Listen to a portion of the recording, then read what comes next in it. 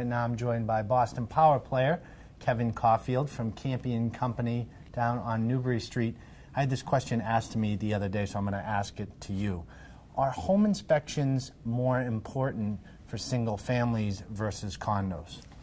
So when we're working with buyers, I think we never pull a home inspection. We'll always want the buyer to go in and have the inspection done and do their due diligence on the home before purchasing it. But I think in the city, when you're buying a condo, if you're going into a bigger building that does have a management company and they do, the association does meet, quarterly or annually, and they've got meeting minutes that will show, the work that they've done in the association over the past couple of years, what they've got coming in the pipeline, how healthy their reserve is, so that people have a clear understanding of, what it is they're buying into. I think when you get into the smaller 2 to 4 unit associations throughout the city, they're probably run a little bit more informally, and people will meet when they meet, they pay their fees, but people may not know offhand how old the roof is, when the last time the building's been pointed.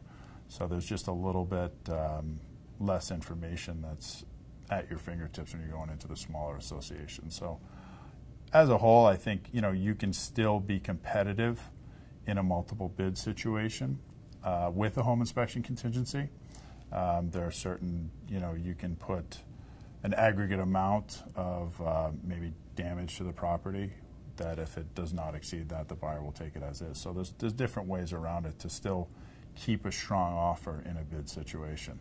Sure, and like you had mentioned before off air, you can even tighten up that timeline. So you can have a home inspection rather than getting it done over a 10-day span, say, I'm going to get in here tomorrow or the next day, have the inspection done, you're getting it out of the way right up front. Totally, because the last thing, as a seller's agent, the last thing you want is to accept an offer and then have a week pass before you have an inspection and lose the momentum and the buzz that you've created around the property with other potential buyers. Sure, great information, Kevin.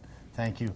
And if you're in the market to buy or sell in the downtown Boston area and would like to reach out to Kevin and his team, you can go to his website at kevincaulfield.com. And remember, we have more real estate tips right here on our page on Real Estate Talk Boston.